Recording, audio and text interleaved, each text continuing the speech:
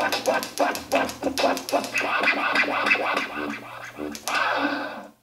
everybody, what's up? It's DJ Agile on the ones and twos.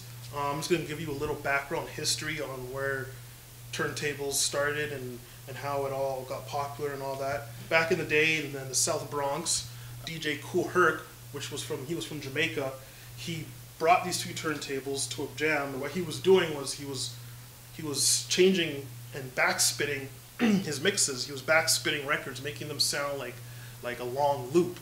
Pretty much he learned that style from Jamaica to keep everybody, dancing and partying, and maybe an MC will get on the mic. So once Kool Herc brought his sound to the South Bronx and New York, people picked it up pretty quick, and it got really popular. DJs would be setting up their turntables, and they'll be doing their mixing and backspinning, and then that's what brought b-boys.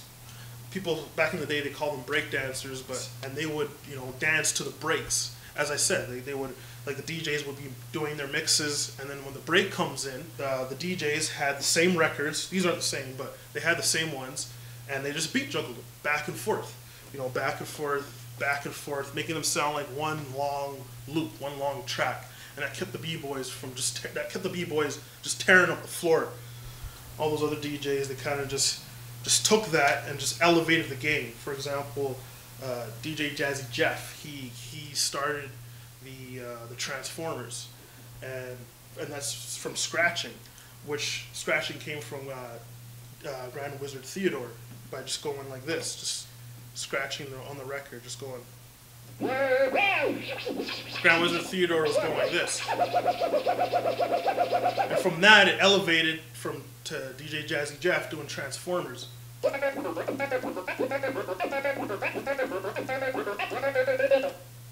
and as like DJing got more popular, the game elevated and the skills elevated on the turntables. Hey everybody, thanks for coming out and hanging with DJ Agile. I'll see you guys again on the format. Cut this up.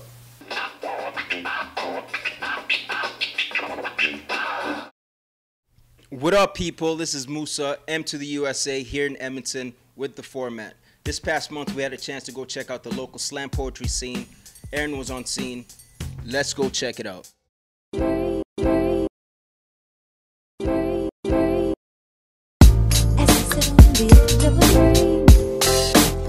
What do I see? Hi, it's Erin, and I'm here at Rouge Lounge on 117th Street in Jasper Ave on Tuesday night.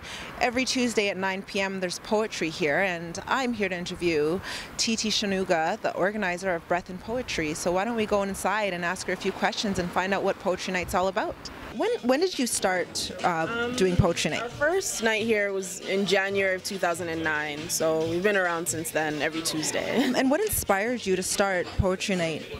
I think as a poet, I just wanted a place where I could go and share my stories. I wanted to have a place where people could go every single week. They knew we were here. So I approached the owner of Rouge Lounge, and he was completely open to the idea. And he basically gave us a mic and a stage and said, have at her. And we've been here since then. A poetry slam is basically spoken word in the form of competition. So poets will come up here and read their poems. They have to be under 3 minutes.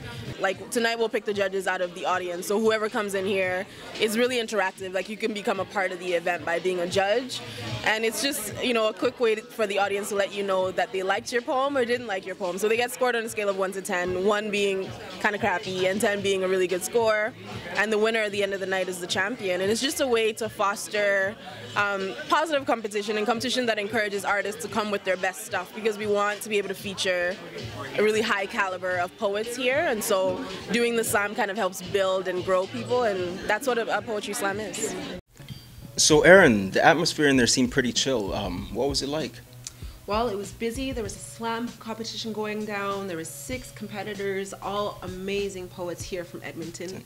Yeah. Okay, and who did we see on the clips there? Well, you saw Colton Scragg, Ben Chu, okay, and Mary Pankowski. Mary ended up winning the slam competition that night and moved on to the finals. Oh, nice. Are they all local artists, or? Yes, they are all local, all very talented, just all unique in how they delivered their poems. You had to have been there. And did you get a chance to talk to anyone? I did. I spoke to Ahmed Ali, who is part of the collective of Breath and Poetry. He didn't compete that night, but that's because he won a previous slam, and he also moved on to the finals. Yeah, Okay, a lot of interesting things to say. Why don't we check it out? Let's check it out.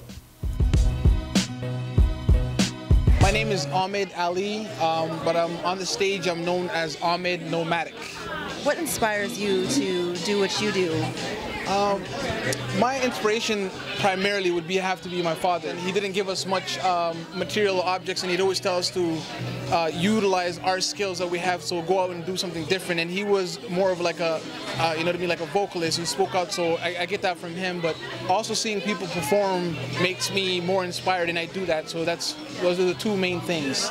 So there's a slam going on tonight, am I right? Correct, there is a slam going on tonight. Tonight is the last chance slam where poets will be performing one poem, and they'll get an opportunity to compete at the last slam, which is on the 28th of April. I was one of the two that made it on the first night to go forward to the finals. Walking back home, a black cat crossed my path. See, I think nothing of it because I'm pro-black, plus I'm not superstitious, so I laugh. But when I got home, I called their favorite restaurant to make reservations, only to find out I've been blacklisted with no causation. So I decided to drive for some food, but moments after I slipped on some black ice and rear-ended a dude. I realized I forgot my wallet, and so did he. Even while I was being compliant, he began to blackmail me. This got me upset, so I gave him a black eye and drove away, or he would have looked like me with a fatter lip to match that black eye if I was to stay. Within minutes, cops cut up to me and asked me what I had done and why. I played the black card and got away with a white lie. Keep it locked, we got James Jones and Slam Poetry coming at you on the format.